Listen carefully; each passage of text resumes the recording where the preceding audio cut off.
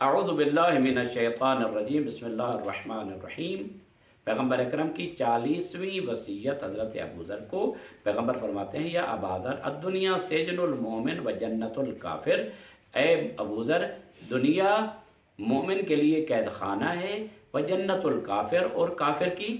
جنت ہے، وما اصبح فیہا مؤمن الا وهو حزین، انسان اس دنیا میں نہیں رہتا مگر یہ کہ وہ حزن کی حالت میں ہوتا ہے۔ وَكَيْفَ لَا يَحْزُنُ الْمُؤْمِنُ وَقَدْ وَعَدَهُ اللَّهُ أَنَّهُ وَارِدُ جَهَنَّمَ وَلَمْ يَعِدْهُ أَنَّهُ صَادِرٌ عَنْهَا۔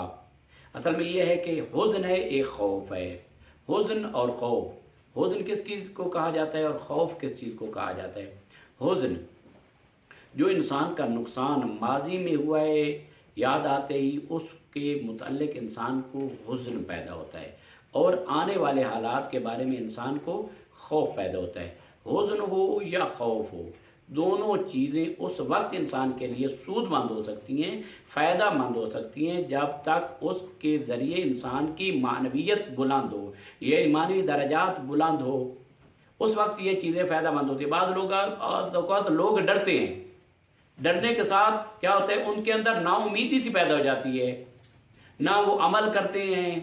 نہ کوئی کام کرتے ہیں۔ فقط ڈرنا جو ہے وہ کسی کام کا نہیں ہے، بلکہ وہ اس کے نقصان میں ہے۔ ہاں، انسان خوف کرتا ہے اگر حزن کرتا ہے، پیچھے گزری زندگی پر حزن کرتا ہے، ہائے میری زندگی گزری اور میں نے کچھ نہ کیا،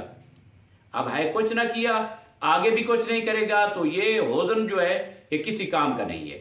اور اگر وہی حزن ہے کہ میں نے مثلا 10 سال 15 سال میں نے ضائع کیے، اب میں ضائع نہیں کروں گا، میں اپنے اوقات کو ضائع نہیں کروں گا، جو میں نے نماز چھوڑی ہے وہ نماز میں ادا کروں گا، جو واجبات چھوڑے ہیں وہ واجبات ادا کروں گا، آئندہ کے لیے اپنے آپ کو مطیع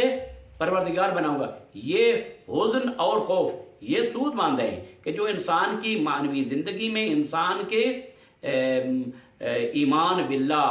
اور ایمان بالمعاد یعنی آخرت پر اور قبر اور یہ تمام چیزوں کے بارے میں اس کا جو علم ہے اور اس کا جو عمل ہے، وہ انسان کے اندر جو ہے وہ زیادہ بہتری پیدا کرتا ہے۔ حزن اور یہ جو خوف ہے تو وہ تو بہتر ہے، اور مومن کیسے حزین نہ ہو،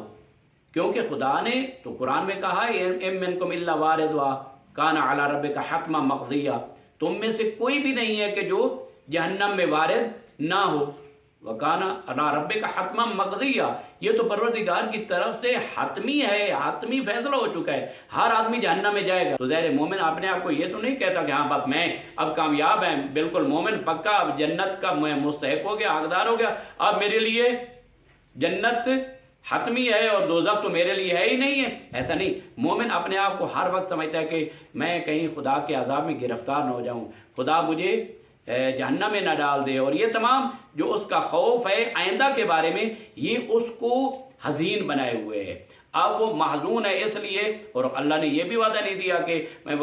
داخل کروں گا پھر نکالوں گا، نہیں۔ مومن اپنے آپ کو اس مقام پر سمجھتا ہے کہ گویا کہ میں اب اگر جہنم میں چلا گیا تو کیا ہوگا، جس طرح کہ امیر کائنات نہج اپنے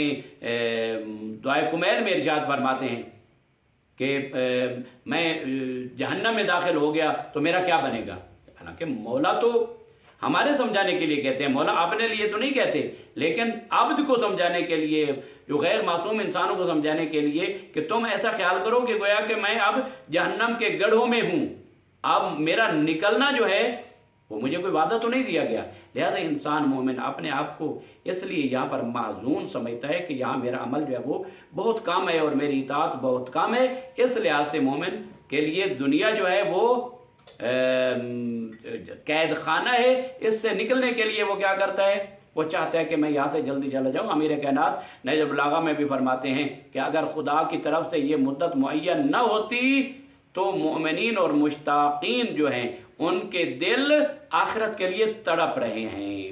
تو انشاءاللہ خداوند متعال کی درگاہ میں دعا ہے کہ ان وصایہ پیغمبر پر عمل کرنے کی توفیق عطا فرمائے، اور ہمیں اچھا نیک اور مؤمن بندہ بننے کی توفیق عطا فرمائے۔ والسلام علیکم ورحمۃ اللہ وبرکاتہ۔